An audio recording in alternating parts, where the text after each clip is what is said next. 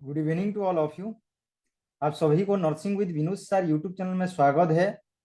आज हम डिस्कशन करेंगे पार्ट 3, जो target Orissa triple SC nursing officer 2022 के लिए multiple choice question with explanation रहेगा। एक बार जरूर देखें। अगर चैनल को आप लोग नया विजिट करें तो चैनल को जरूर सब्सक्राइब करिए, लाइक करना मत भूलिए, अपने दोस्तों के साथ इसको शेयर करिए। चलो दोस्तों, देखते हैं आज का important session.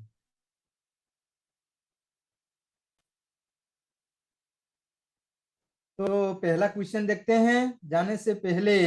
If there is no struggle there is no progress, according to Frederick Douglass. तो पहला क्वेश्चन फोकस करते हैं। Which of the following is the side effect of ACE inhibitor. ACE inhibitor इसका मतलब एंजियोटेंसिन कन्वर्टिंग एंजाइम इनहिबिटर्स का example कौन सा होगा? Nephrotoxicity, dry cough, hyper sensitivity, D option में हेपाटोटॉक्सिसिटी। तो यहाँ पर सही आंसर कौन सा होगा? Dry cough. इसको जरूर याद रखिए। Now will come back to next question. What is the name of the instrument? ये इंस्ट्रूमेंट का नाम क्या है? Artery forceps, needle holder, Kocher forceps, Allis tissue forceps. तो इंस्ट्रूमेंट का नाम क्या है? यहाँ पर आप सभी को याद रखना है। ये इंस्ट्रूमेंट का नाम है कोचर्स फोर्सेप। जरूर इसको याद रखिए। Now will come back to next question. What is the name of the instrument? ये इंस्ट्रूमेंट का नाम क्या है? Artery forceps, needle holder, Kocher forceps, tissue forceps. तो इसका सही आंसर होगा आर्टरी फोर्सेप। इसको जरूर याद रखिए, straight artery forcep. Now will come back to next question देखेंगे। Which of the following is the side effect of amphotericin B? ये एम्फोटेरिसिन बी का साइड इफेक्ट क्या होगा? ये ऑप्शन में नेफ्रोटॉक्सिसिटी, बी ऑप्शन में ड्राई कॉफ, सी ऑप्शन में hyper sensitivity, D option में हेपाटोटॉक्सिसिटी। तो यहाँ पर सही आंसर कौन सा होगा? ये option nephrotoxicity. You must have to remember this one. इसको जरूर याद रखिए। Now we'll come back to next question. Which of the following is the side effect of ampicillin? Nephrotoxicity, dry cough, hypersensitivity, hepatotoxicity। तो यहाँ पर ampicillin का side effect होगा hypersensitivity. इसको जरूर याद रखिए। Okay, got it. Now will come back to next question. What is the name of the instrument? ये इंस्ट्रूमेंट का नाम क्या है? Rampley sponge holding forcep, spile holding forcep, dual long holding forcep, D option में ovum forcep. तो इसका सही answer होगा ओहम फोर्सेप। इसको जरूर याद रखिए। Okay, got it. Now will come back to next question. Which of the following is the side effect of anti tuberculosis therapy? A option में नेफ्रोटॉक्सिसिटी, बी ऑप्शन में ड्राई कॉफ, सी ऑप्शन में hyper sensitivity, D option में hepatotoxicity. तो इसका सही answer कौन सा होगा? What might be the right response of this question? तो यहाँ पर आप सभी को याद रखना है हेपाटोटॉक्सिसिटी मीन लिवर का टॉक्सिसिटी होगा। इसको जरूर याद रखिए। Okay, got it. Now will come back to next question. हम फोकस करेंगे अभी। Which of the following is the side effect of antipsychotic? Antipsychotic drugs का साइड इफेक्ट क्या होगा? Sedation, orthostatic hypotension, tardive dyskinesia, D option में all of the above. तो यहाँ पर सही आंसर होगा D option, all of the above. इसको जरूर याद रखिए। Okay, now will come back to next question देखेंगे अभी। What is the name of the instrument? ये इंस्ट्रूमेंट का नाम क्या है?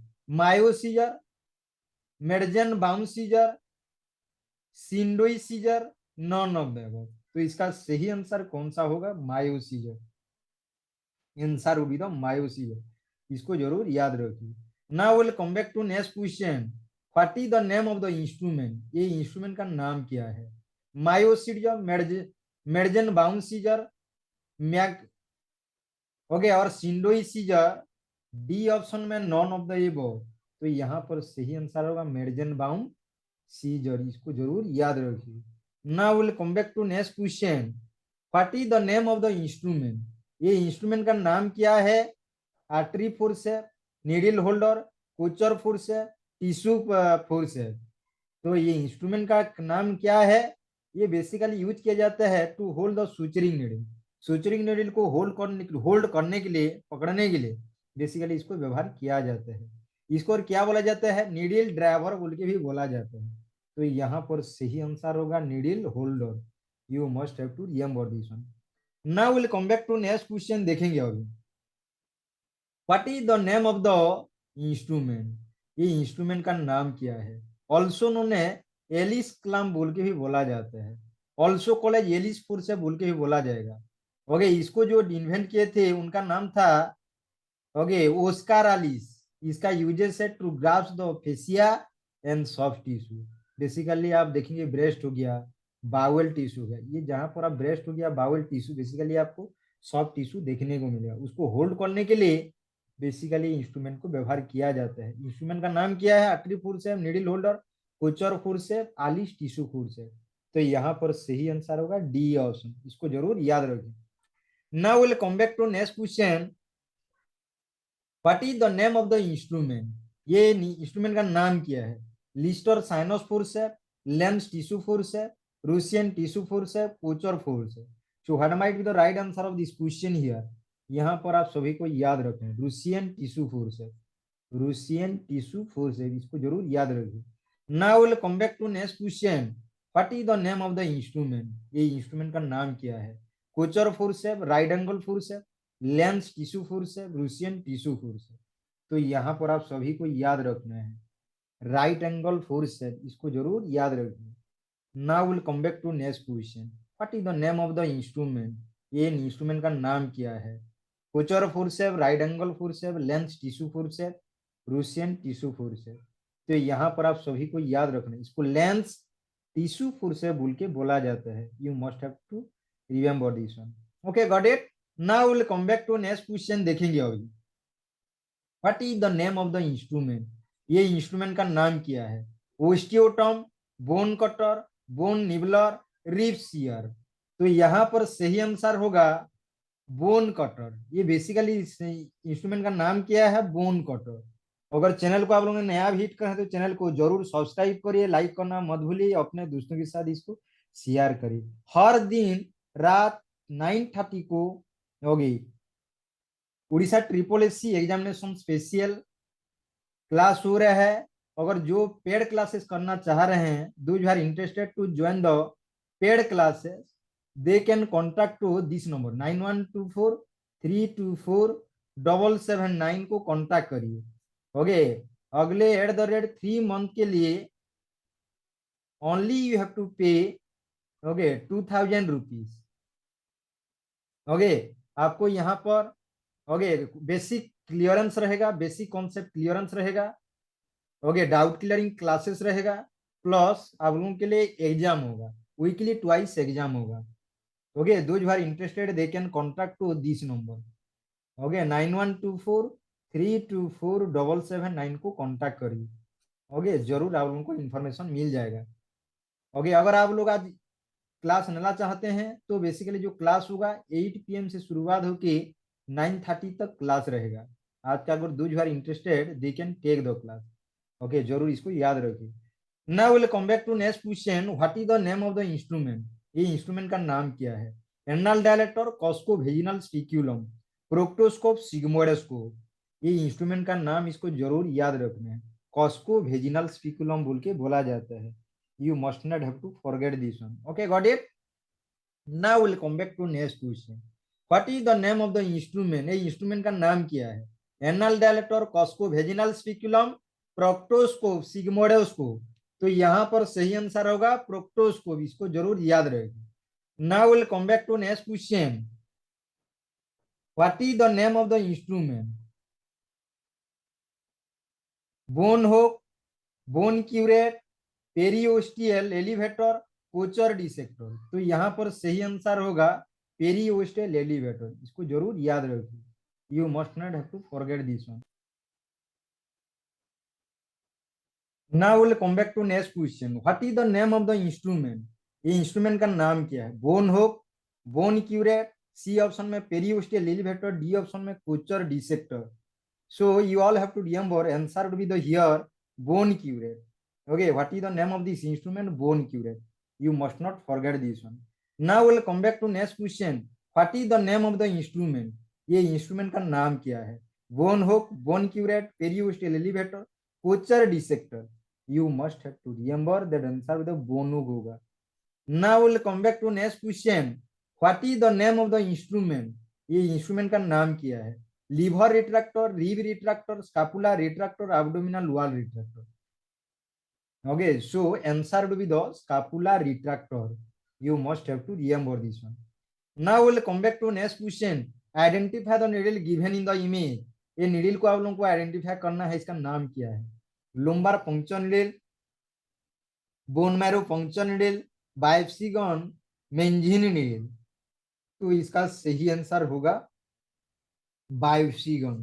You must have to remember this one. Okay, now we'll come back to next question. Identify the needle given in the image. Image में एक ठो needle दिया गया, इसको आइडेंटिफाई करिए. Lumbar puncture needle, bone marrow, aspiration needle, biopsy gun, मेंजिनी needle. तो यहाँ पर आप सभी को याद रखना, बोन मैरो एस्पिरेशन नीडल है, इसको जरूर याद रखिए. Okay, got it. Now will come back to next question. Identify the needle given in the image. यहाँ पर देखो एक तो नीडल दिया गया है, डिफरेंट कलर्स का नीडल दिया गया है, तो इसको आइडेंटिफाई करिए. Lumbar puncture needle, bone marrow puncture needle, biopsy gun, मेंजिनी नीडल. तो you all have to remember that answer with the lumbar puncture needle. Okay, did you get? Now we'll come back to next question. Identify the image. Just you have to identify this image. What is the name of this one? Restraint, wristband, tourniquet, neck bell. You all have to remember that answer will be the C option. That will be the tourniquet. Okay, got it? Now we'll come back to next question.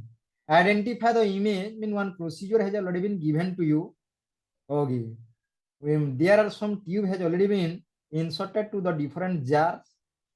Okay, what is the name of this tube? A option में PG tube, B option में ileostomy, C option में suprapubic catheter, D option में chest tube. तो यहाँ पर सही answer होगा chest tube. You must have to remember this one. Did you get? Now will come back to next question. World breastfeeding week is annual celebration which is held every year from 1 to 7 August, 7 to 14 August, 15 to 28 August, none of them. तो यहाँ पर सही answer होगा 1 to 7 August. इसको जरूर याद रखिए. Now we'll come back to next question. World Breastfeeding Week was first celebrated in by WABA 1991, 1992, 1993, 1994. तो यहाँ पर सही आंसर होगा B option 1992. You don't forget this one. Okay, got it? Now we'll come back to next question. देखेंगे. The World Health Organization recommends exclusive breastfeeding for the first 6 months of life, 7 months, 9 months of life, 12 months of life. तो what might be the right answer of this question? तो यहाँ पर सही answer होगा first 6 months of life. You must have to remember this one. Okay. Now we'll come back to next question. The baby should be given the opportunity to breastfeed as early as possible within the first hour of life, within 2 hours, after 24 hours, none of them. Okay, so what might be the right answer of this question?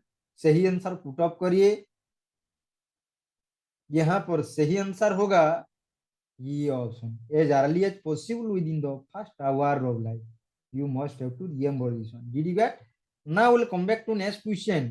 Which of the following immunoglobulin is found in breast milk? कौन सा immunoglobulin आपको breast milk में देखने को मिलेगा? Immunoglobulin M, immunoglobulin A, immunoglobulin D, immunoglobulin E. So what might be the right answer of this question here? Okay, इसको सही answer होगा immunoglobulin A. Okay, did you get? Now we'll come back to next question.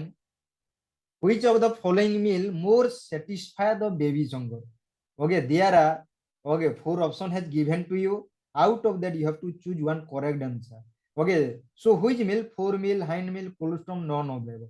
Which meal will more satisfy the baby's hunger?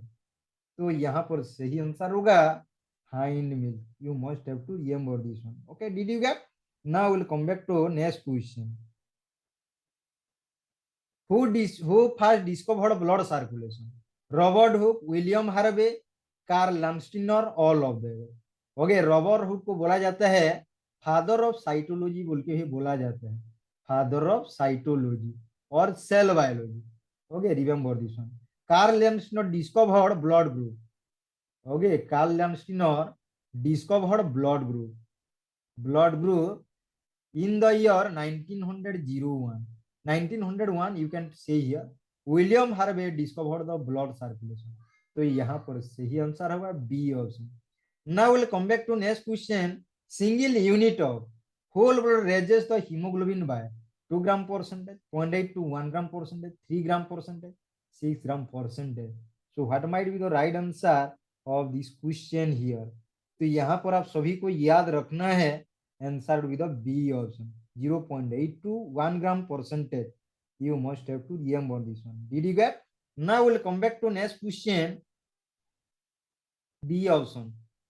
Transfused RBC lifespan is between 120 days, 50 to 60 days, 90 days, none of them. We know that normal lifespan of RBC is 120 days.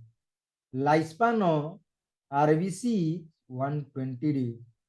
But in case of transfused RBC, that lifespan will be decreased up to 50 to 60 days.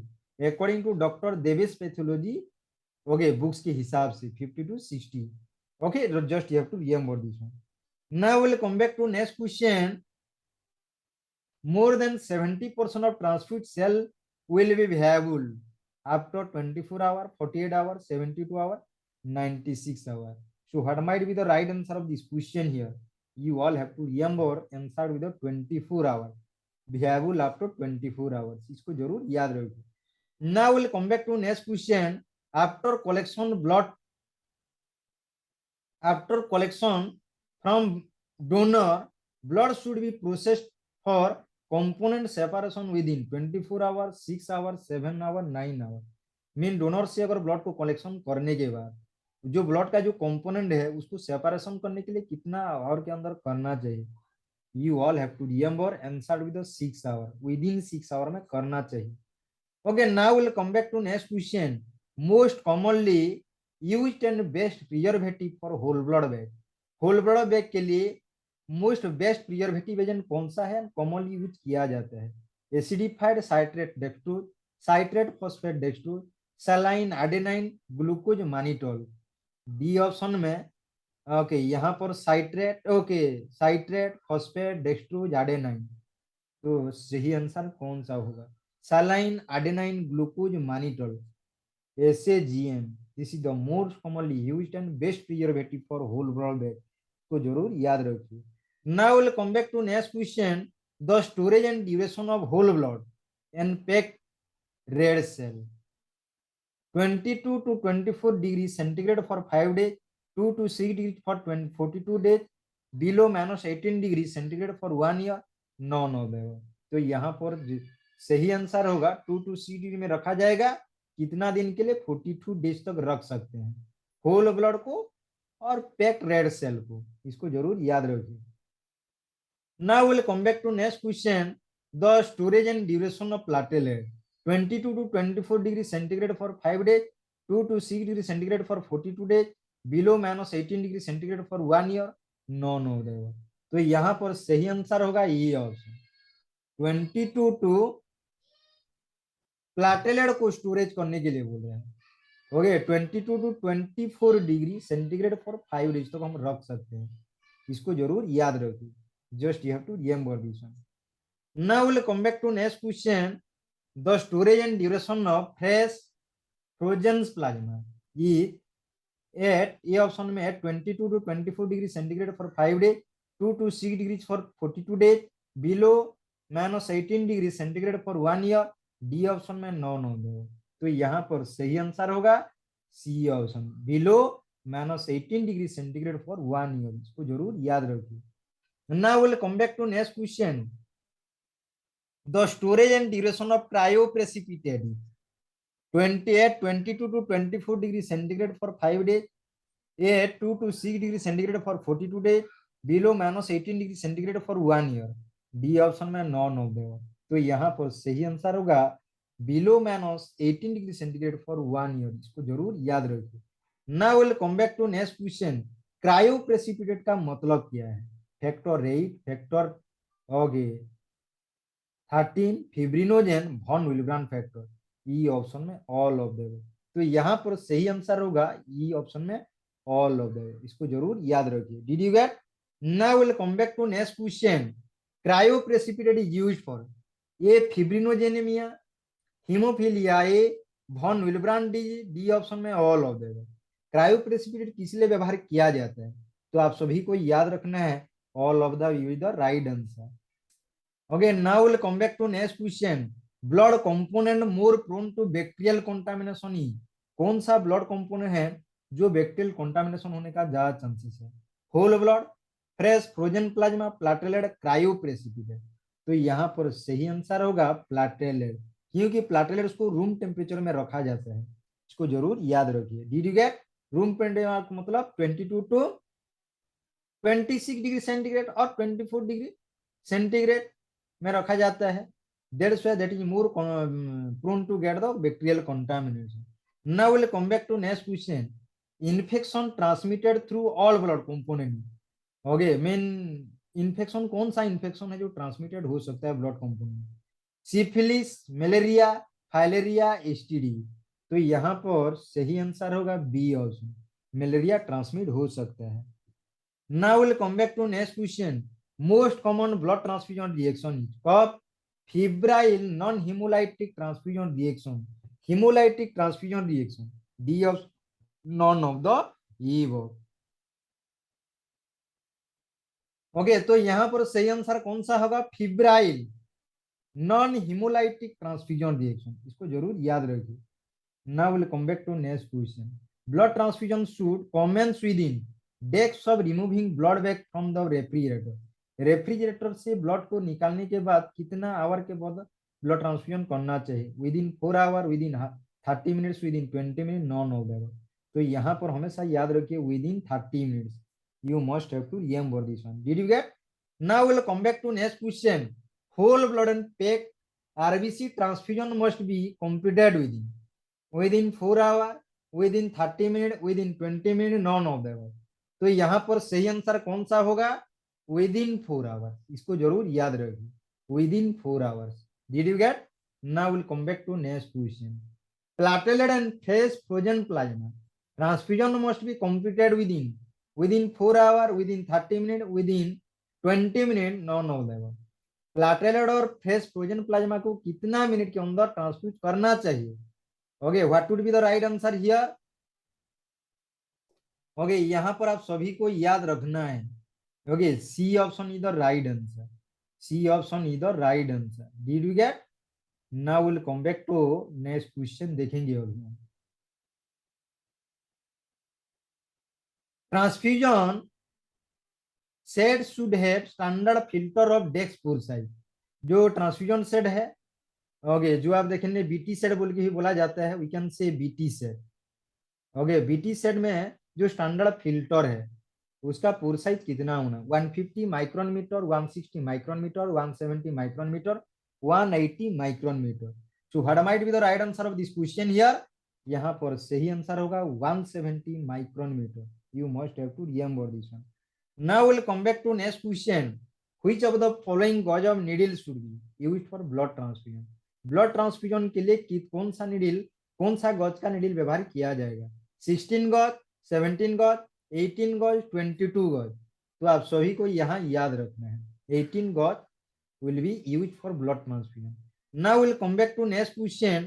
Patient should be monitored during first 15 minutes following this every hour at the completion of transfusion, after 4 hours after end of transfusion. ये option में all of the above। तो यहाँ पर सही answer कौन सा होगा? all of the above is the right answer। इसको जरूर याद रखिए।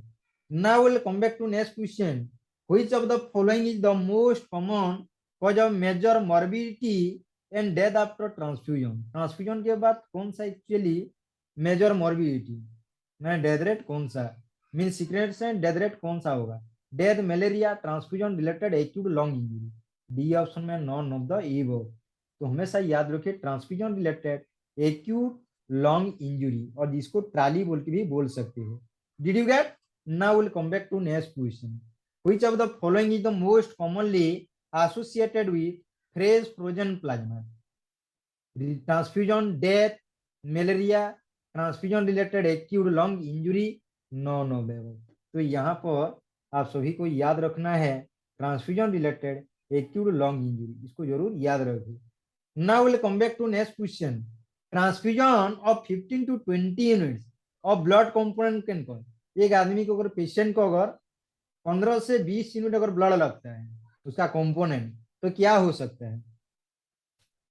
Von Willebrand disease, dilutional thrombocytopenia, factor 8 deficiency, D option में नॉन ऑफ देगा। तो यहाँ पर सही आंसर होगा B option. Okay, dilutional thrombocytopenia, इसको जरूर याद रखिए। Now will come back to next question.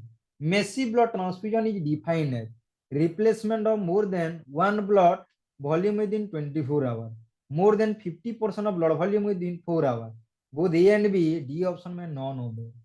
तो यहाँ पर आप सभी को याद रखना है, यहाँ पर ये ऑप्शन भी होगा, बी ऑप्शन भी होगा, इसका मतलब सही आंसर है C option. Did you get? Now will come back to next question. The shelf life of whole blood और red cell in ACD, ACD citrate dextrose जो बोला जा रहा है, एसिडी में होल ब्लड का और रेड सेल का शेल्फ लाइफ कितना दिन है? यहाँ पर आप सभी को याद रखना है 21 डेज, इसको जरूर याद रखें। Now we'll come back to next question. The shelf life of whole blood और रेड सेल इन सीपीडी, पहले एसिडी था अभी सीपीडी साइट्रेट फॉस्फेट डेक्सट्रोज, कितना दिन होगा? ओके, 28 डेज, इसको जरूर याद रखें। Now we'll come back to next question. The shelf life of whole blood और red cell in CPDA, CPDA citrate phosphate dextrose adenine, 28 days, 21 days, 35 days, 42 days. तो यहाँ पर सही आंसर होगा 35 डेज, इसको जरूर याद रखें। Now will come back to next question. The shelf life of whole blood और रेड सेल इन एसएजीएम, इसको सलाइन एडेनाइन ग्लूकोज मानिटोल बोल के बोला जाता है। इसका होल लाइफ माने शेल्फ लाइफ कितना दिन है? 42 डेज, इसको जरूर याद रखिए। Okay, now will come back to next question देखेंगे। अभी normal bleeding time is 2 to 15 minute, 2 to 9 minute, 10 to 15 minute, 15 to 20 minute. तो यहाँ पर सही आंसर होगा 2 to 9 मिनट, इसको जरूर याद रखें। Now will come back to next question. Blood sample should be kept at 30 to 34 degree centigrade, 20 to 26 degree centigrade, 2 to 6 degree centigrade, -18 degree centigrade. तो यहाँ पर सही आंसर होगा 22 to 26 डिग्री सेंटीग्रेड, इसको जरूर याद रखें। Now we'll come back to next question. Best anticoagulant for CBC, CBC के लिए बेस्ट एंटीकोआगुलेंट कौन सा है? 3.2 trisodium citrate, heparin, EDTA, sodium oxalate. तो यहाँ पर होगा ईडीटीए, इसको जरूर याद रखिए। Now will come back to next question. Best anticoagulant for coagulation study, platelet study, ESR erythrocyte sedimentation rate is 3.2 trisodium citrate, heparin, EDTA, sodium oxalate. तो यहाँ पर सही आंसर होगा 3.2% ट्राई सोडियम साइट्रेट, इसको जरूर याद रखिए। Now will come back to next question. Best anticoagulant for ABG, immunophenotyping and leukocytic defect, osmotic fragility test is 3.2 trisodium citrate, heparin, EDTA और सोडियम ऑक्सैलेट। तो यहाँ पर हमेशा याद रखिए heparin, okay, which is very very important one. Now will come back to next question. Coagulation study must be done within, coagulation study कितना hour के अंदर करना चाहिए? मिनट्स के अंदर, within 4 hour, within 30 minutes, within 20 minute, within 2 hours. तो यहाँ पर आंसर होगा 2 आवर्स में कंप्लीट करना चाहिए। Master regulator of coagulation pathway, fibrin, thrombin, calcium ion, all of them. Okay, coagulation pathway को रेगुलेट करने के मास्टर रेगुलेटर किसको बोला जाता है? ओके, थ्रोम्बिन, इसको जरूर याद रखिए। Now we'll come back to next question. Clot factor with shortest half life, shortest half life कौन सा है? Factor first, second, third and 7। तो हमेशा याद रखिए factor 7, you must have to remember this one. Now we'll come back to next question. Which of the following component of blood bag additives provide isotonicity? Blood में कौन सा जो component है जो आइसोटोनिसिटी प्रोवाइड करता है? Sodium chloride, adenine, glucose, phosphate. तो यहाँ पर सही आंसर होगा सोडियम क्लोराइड, NaCl। इसको जरूर याद रखिए। Now we'll come back to next question. Mandatory test for all units of blood are, okay I mean जो जितना भी ब्लड आपको कनेक्शन किया जा रहा है उसमें मैंडेटरी टेस्ट है। एबीओ ब्लड ग्रुप किया जाता है, आरएच टाइपिंग किया जाता है, HIV किया जाता है, हेपेटाइटिस बी किया जाता है। उसके साथ साथ और किया जाएगा, VDRL किया जाएगा, hepatitis surface antigen, hepatitis core antigen, anti-HIV, anti-SCV, infection screening किया जाएगा। ओके उसके बाद क्रॉस मैचिंग किया जाएगा, ग्रुपिंग एंड रिवर्स ग्रुपिंग किया जाएगा। ये सब चीज किया जाएगा। इसका मतलब all of the above is the right answer. इसको जरूर याद रखें। Mandatory test for all units of blood group, malaria किया जाएगा, सिफिलिस का किया जाएगा, HPV का किया जाएगा। इसका मतलब all of the above is the right answer यहाँ होगा। Okay thank you very much. अगर चैनल को आप लोगों ने सब्सक्राइब नहीं किया तो जरूर सब्सक्राइब करिए, अपने दोस्तों के साथ इसको शेयर करिए। अगर आप इंटरेस्टेड हैं पेड क्लास के लिए, ओके पेड क्लास जरूर करिए क्योंकि करना जरूरी भी है। Paid classes you can see here at the rate of 2000 rupees. Okay आपको पेमेंट करना है फॉर 3 मंथ के लिए। ओके तो आपको इसमें सब इंपोर्टेंट इंफॉर्मेशन मिलेगा। इंग्लिश का नॉलेज मिल जाएगा, मैथ का मिल जाएगा, ओके उसके बाद नर्सिंग सब्जेक्ट का भी मिल जाएगा।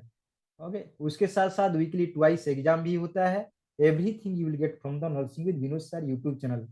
ओके अगर आप इंटरेस्टेड हैं तो इस नंबर को कॉन्टैक्ट करें 9124324779। Okay just you have to remember this one. Thank you very much. Good night to all of you. जय हिंद, जय भारत।